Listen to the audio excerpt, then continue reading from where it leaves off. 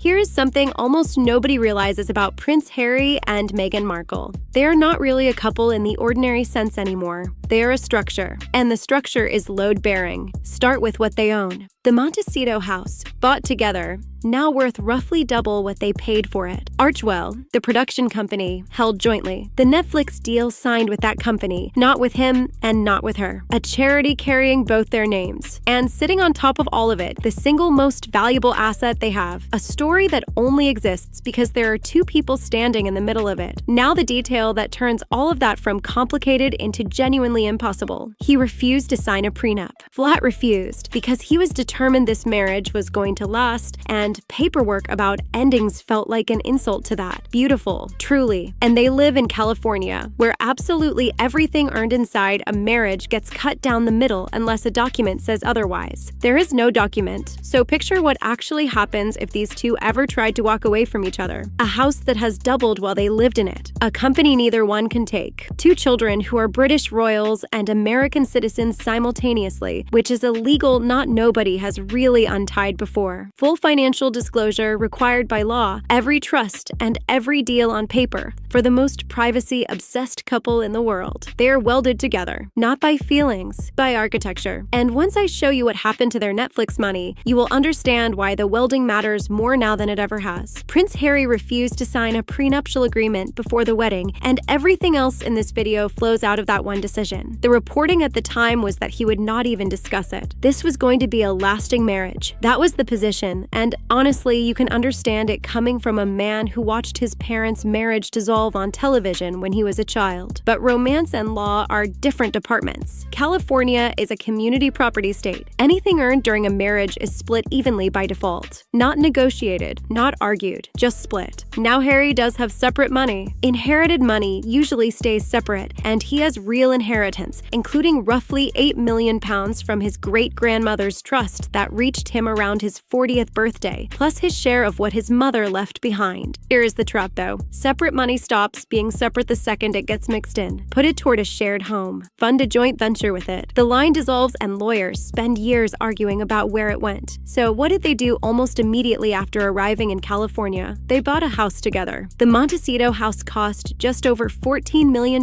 in the summer of 2020, with a substantial mortgage attached, and it is now estimated at around $29 million. Roughly double in 6 years, entirely inside the marriage, in a state that splits things acquired inside a marriage evenly. But calling it an investment undersells what that property actually is. It is the office, the filming location, the security perimeter with private protection reportedly costing somewhere between $2 and $3 million a year. It is where both children have grown up, and it is the thing they built after walking away from absolutely everything else. There is no clean way to divide that. One person leaves and the other stays, or it goes on the market and the entire architecture of their lives goes with it. And you know what makes the house look simple by comparison? The contract they signed with Netflix. Netflix signed with Archwell Productions, the company they own together, and that word together is doing enormous work. The original deal in 2020 was reported at around $100 million.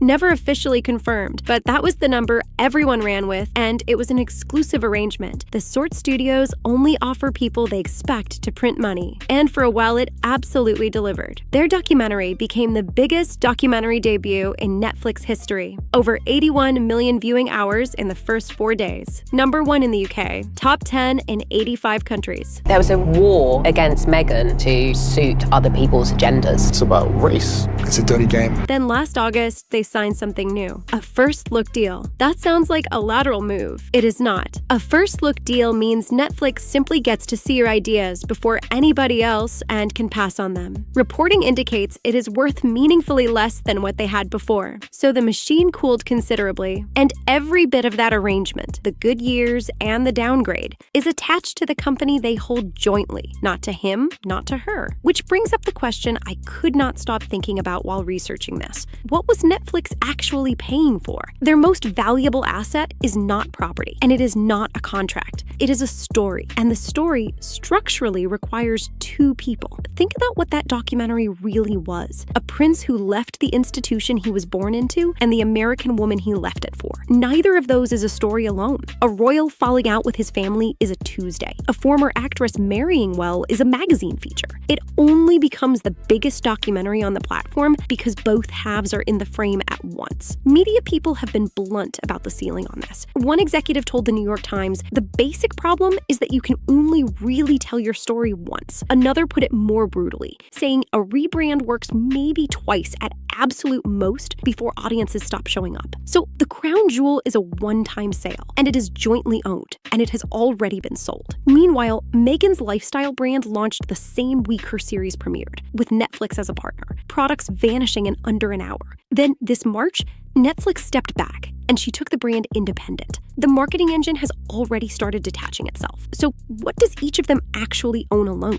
Prince Harry has exactly one asset no court could ever divide, and it is the Invictus Games. He founded it. It runs entirely on his military service, which belongs to him and cannot be split, transferred, or renegotiated. The 2027 games are heading to Birmingham, and when he turned up there this July for the one-year countdown, the welcome was genuinely warm in a way plenty of his recent appearances have not been. That is the most durable thing either of them owns. Meghan has as ever, and she has moved fast with it. Jams, wine, honey, candles, baking mixes, a letter bookmark earlier this year that sold out in about 10 minutes. Real products, real appetite, real business. But every headline about it arrived pre-attached to who she is. The experts genuinely cannot agree on which of them is stronger alone. One argued Harry is the safer bet, warmer, less divisive, held back mainly by the joint narrative.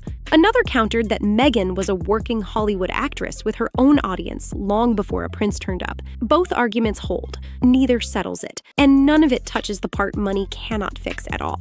Their children are a British prince and princess, American citizens by birth, living permanently in California. And there is barely a precedent for it. Archie is 7, Lilibet is 5. Both sit in the line of succession. Both hold UK passports. Both are American. If this marriage ever ended and one parent wanted to be based in Britain, that is not a custody schedule. That is a contested international relocation involving 2 children with constitutional significance in one of the countries. There is no version of that where everybody gets what they want. There may not be a version where anybody does. And then there is the piece that would honestly hurt them most. A California divorce requires both parties to file complete financial disclosures. Every trust, every deal, every number. For 2 people whose entire strategy since leaving has been controlling exactly what the public gets to know, that is worse than losing the money. Prince Harry and Meghan Markle took both children to Highgrove this July to see King Charles and Queen Camilla, and they went as a family. First full family meeting in roughly 4 years, deliberately kept private, which tells you the point was the meeting itself rather than the photographs. Reporting since suggests the reconciliation is still fragile, and William was not involved. But they walked in together, and that is where I land on all of this. Not that they are trapped, exactly. It is that after 8 years, the house, the company, the contract, the story, the children, and now this slow, careful road back toward his family have all grown into each other so completely that you cannot pull one out without moving everything else. Some couples stay together out of love, some out of habit. These 2 built something where the love and the structure became the same object, and at this point, I do not think even they could tell you where one ends and the other starts.